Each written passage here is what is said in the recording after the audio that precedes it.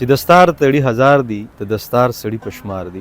پښتنو کې عموما دا یو ګیله کیږي چې پښتانه په ژوندون یو بل نستایي، خو نن دا روایت بدلیږي او د دې روایت د ماتېدو سره سره یو ځانګړتیا دا هم ده چې دا د خویندې ادبي لښکر خال لخوا دا دستوره را جوړه شوې ده.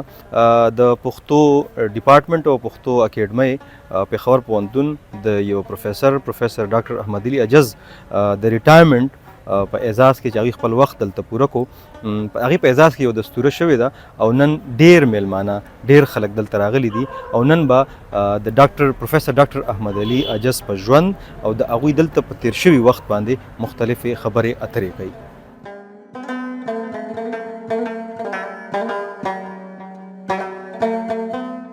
د پېښور پوهنتون د پښتو اکیډمۍ په تالار کې شوې دا دستوره د جنورۍ په 9 نیټه وشوه چې پکې استادانو، لیکوالانو، شاعرانو، سیاسي مشرانو، د پروفیسر ډاکټر احمد علي عجز ملګرو او زده کوونکو سره په ګڼ شمېر کې د خویندې ادبي لښکر خال غړو هم ګډون درلود. ګډونوالو پروفیسر ډاکټر احمد علي عجز ته منثور او منظومې پیرزونې وړاندې کړې او دا یو ښه روایت وبللو چې د یو استاز په تللو یا ریټایر کېدلو هغه ته درناوی ورکول کیږي. د شاعر ادیب سره دا کده لږ کوشش کړی وی نو یو ډېر ښه ګلوکار هم ته جوړېدی شو.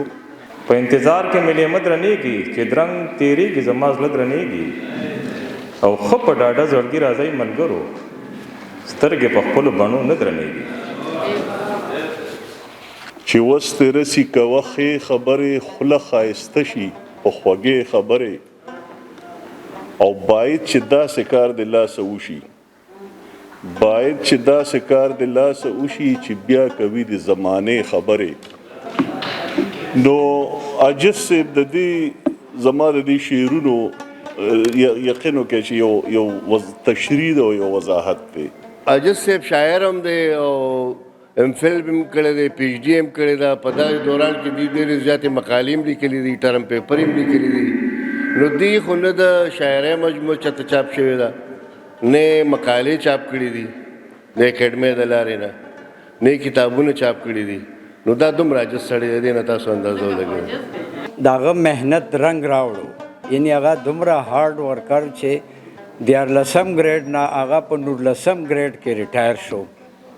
دا ډېره لویه خبره ده. په دې دستوره کې د عوامي نشتل ګوند د پښتونخوا صدر میاں افتخار حسین او صوبایي عمومي سکرټر حسین شاه یوسفزی هم موجود وو، څوک چې د طالب علمۍ د وخت د هغوی ملګري وو او د هغه وخت خاطرې یې له ګډونوالو سره شریکې کړې. داسې خوی والا خلک ډېر خوښوي او واقعي چې دی د خلکو ډېر زیات خوښ دی چې کم خلک د بل خبره موري خو ده ته به هم ګنټه غوږ ږدي، که ده ته د غوږ کې نه خو نو بیا د ځای نشته دی.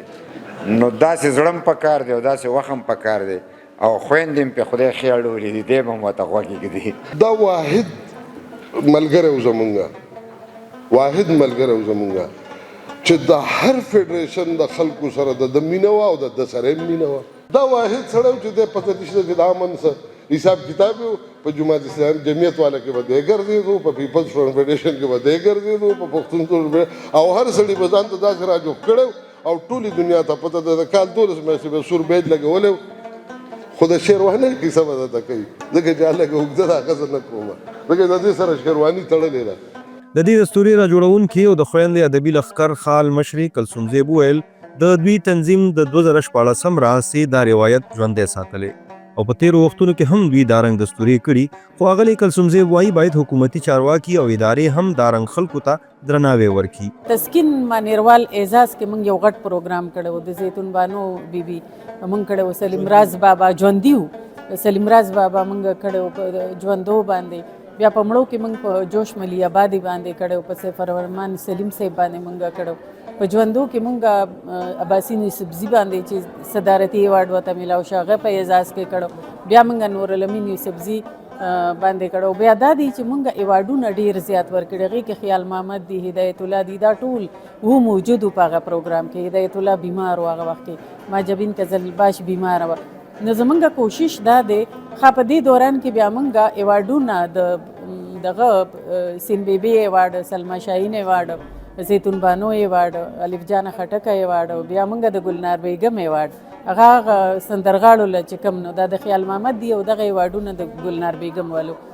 نو موږ کوشش کړی دی او آینده هم زموږ دا دغه دی چې کوم موږ خویندې یو نو موږ به هغه خپل اتلان چې کوم ادیبان دي شاعران دي د هغې اعزاز کې پروګرامونه هم کوو، بلکې زموږ غټو غټو میلو ته هم خیال دی چې وکړو. خو بس دا دی چې پیسې کمې یي نو د هغې په مناسبت سره چې څومره وس زموږ کېږي نو هغه موږ کوو. پروفیسر ډاکټر احمد علي عجز 30 کاله ملازمت وکړو. په پښتو اکیډمۍ کې د 1986 نه تر 2015 دا سفر د 14 ګریډ نه شروع شوی و او د پروفیسر په حیث یې دغه سفر سرته ورسید.